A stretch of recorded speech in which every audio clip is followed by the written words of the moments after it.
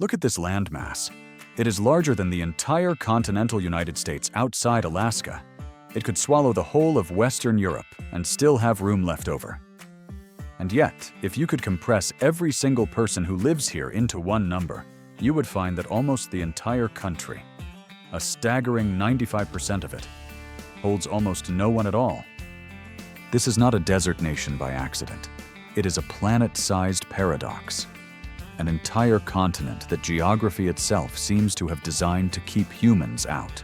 Today, we are going to fly across every corner of that void. The salt pans that used to be inland seas, the deserts that trap heat like a furnace, the ancient dead heart of a continent that time forgot. By the end of this journey, you will understand exactly why one of the richest, most livable nations on Earth chooses, or is forced, to crowd itself onto a thin green ribbon along the coast, while a red ocean of nothing stretches for thousands of kilometers behind it. 95% empty. Stay with me, because the 5% where everyone lives is about to make total sense. Before we drop into Chapter 1, if maps like this, the hidden shapes of our planet, the invisible lines that decide who lives and who cannot, pull at your curiosity the way they pull at mine, hit subscribe right now. This channel exists for exactly one reason: to make the Earth make sense. Now, let's go find out what's actually hiding in that red void. Its name is Latin for no trees, and it earns every letter of it. The Nullarbor Plain stretches for 1,200 kilometers along Australia's southern edge, a slab of ancient limestone so flat and so empty that the railway line crossing it contains the longest dead-straight stretch of track on the entire planet, 478 kilometers without a single curve. Beneath this treeless plain lies one of the largest cave networks on Earth, an underworld of limestone caverns that ancient inland seas carved out millions of years ago, before retreating and leaving nothing but salt-crusted silence above. There is no surface water here. None. Rain falls and vanishes instantly into the porous rock, swallowed before it can ever pool into a river or a lake. But if you think the Nullarbor is empty, you have seen nothing yet. Because north of here lies a desert so brutal that even the animals that evolved for the Outback struggle to survive it. The Simpson Desert holds over 1,100 parallel sand dunes, some running unbroken for nearly 200 kilometers, ridged into the earth like the fingerprints of a giant. Wind sculpted every single one of them over tens of thousands of years, aligning them all in near-perfect formation, as though the desert itself were combed by an invisible hand. Summer surface temperatures here can climb past 70 degrees Celsius, hot enough to blister skin through a boot sole in seconds. And yet, after rare desert rains, this furnace transforms. Wildflowers erupt across the dune valleys in a bloom so sudden and so vivid that early explorers described it as hallucination. It rarely lasts more than a few weeks before the desert reclaims itself. That lake bed is not what it seems. It used to be part of something enormous, a body of water that once could have rivaled the Caspian Sea. This is Kati Thanda-Lake, Eyre, the lowest point on the entire Australian continent, sitting 15 meters below sea level. It is also the largest lake in Australia. Except it is almost never actually a lake. For most of every decade, it is a blinding white desert of crystallized salt, cracked into a mosaic that stretches to the horizon in every direction. Only once every 8 years, roughly, does enough rain fall in distant Queensland to send floodwaters trickling hundreds of kilometers across the interior to finally fill this basin. When it happens, the transformation is almost unbelievable. Pelicans and other seabirds fly in from across the continent, arriving within days as if they had been waiting the entire time for a signal only they could hear. That kind of extreme, all-or-nothing environment defines almost the entire interior. And the desert, just west of here, takes emptiness to an entirely different level. The Great Victoria Desert is Australia's single largest desert, spreading across more territory than the entire country of Germany, and it is almost completely uninhabited by permanent settlement. What it lacks in people, it makes up for in biodiversity most travelers never expect from a dead landscape. Over 100 reptile species alone, more than almost anywhere else on the planet. Beneath the surface, this desert conceals something the 20th century tried to hide entirely.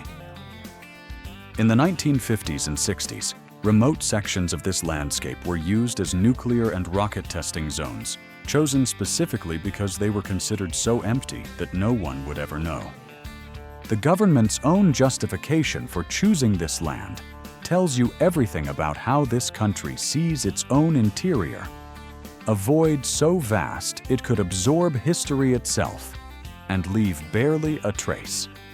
The Tanami track cuts through this desert for over 1,000 kilometers. And for most of that distance, there is no fuel, no phone signal, and no settlement of any kind. It remains one of the most isolated drivable roads left on the planet. Beneath this same desert lies one of Australia's richest gold deposits, discovered only because prospectors were desperate enough to cross the emptiness looking for it. Entire mining camps sprang up briefly in the 1900s, then vanished completely once the gold ran thin, swallowed back into the same red silence that had always been here. But isolation here isn't only about distance. Further northwest, the desert gives way to something almost alien. Rock formations so strange that early explorers assumed they had found the ruins of a lost civilization. These beehive-shaped sandstone domes, striped orange and black like enormous natural sculptures, remained essentially unknown to the outside world until a film crew stumbled upon them in 1983, meaning one of the most visually extraordinary landscapes on the continent was hiding in plain sight for the entirety of modern Australian history. The black bands are cyanobacteria, living organisms that colonized the porous sandstone layers and darkened them over thousands of years, while the orange bands are iron oxide layers too dense for the bacteria to penetrate. It is, quite literally, a landscape being slowly painted by microscopic life. If a landscape this spectacular could stay hidden for a century, imagine what else this desert has managed to keep secret. The Gibson Desert was so remote and so hostile that it remained one of the very last regions of the Australian interior to be properly explored by outsiders, well into the 20th century. Some of its stretches still have no permanent water source for over 150 kilometers in any direction. The explorer who gave the desert its name, Ernest Giles, lost a companion to thirst crossing this exact terrain in 1874. A death so widely reported, it discouraged serious European exploration of the region for decades afterward. To this day, it remains one of the least visited deserts on the planet. The far northwest corner of this continent hides something completely different from anything we've seen so far. Not emptiness by heat, but emptiness by sheer inaccessibility. The Kimberley region contains rock formations dated at 1.8 billion years old, making this landscape older than complex life itself, and older than the mountain ranges that would one day become the Himalayas. It spans an area 3 times the size of England, and it holds a permanent population smaller than a single mid-sized city block. During the wet season, this landscape floods so violently that entire regions become completely cut off, accessible only by air. During the dry season, the same rivers shrink to trickles, and roads that vanished underwater months earlier reappear cracked and dusty. It is a land that essentially reinvents its own geography twice a year. We have now circled almost this entire red void, but we have saved the most important place for last. Because at the exact geographic heart of Australia sits the site that explains everything you've just seen. This is Uluru, and what you are seeing is only the tip of it. This single sandstone monolith rises 348 meters above the surrounding desert. Yet geologists estimate the rock continues for another 2.5 kilometers beneath the surface, meaning the vast majority of this ancient formation is permanently hidden underground. For the Anangu people, the traditional custodians of this land, Uluru is not simply a rock formation. It is a living record of creation itself.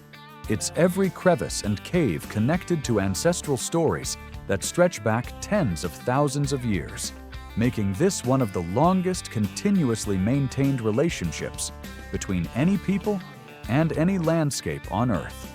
Stand here, at the literal dead center of this continent, and you understand the entire paradox in one glance. This is not a country that failed to fill its interior. This is a continent whose interior was never meant to be filled. A landscape so ancient, so dry, and so unforgiving that 95% of it simply chose to remain exactly as it has been for millions of years, while human life pooled instead along a thin green edge of coastline, close enough to the ocean to survive what lies just beyond it. So now you've crossed it. The treeless plain, the parallel dunes, the phantom ocean, the forbidden desert, the billion-year-old gorges, and the ancient heart at the center of it all. 95% of Australia remains almost untouched, not because nothing is there, but because everything that is there has been quietly rewriting the rules of survival for longer than most civilizations have existed. So tell me, if you had to survive 1 week alone in the Australian interior, which region would you choose? The ancient dead heart at Uluru or the flooding gorges of the Kimberley? Drop your answer below and tell me which hidden corner of this continent you want World Mapper to uncover next.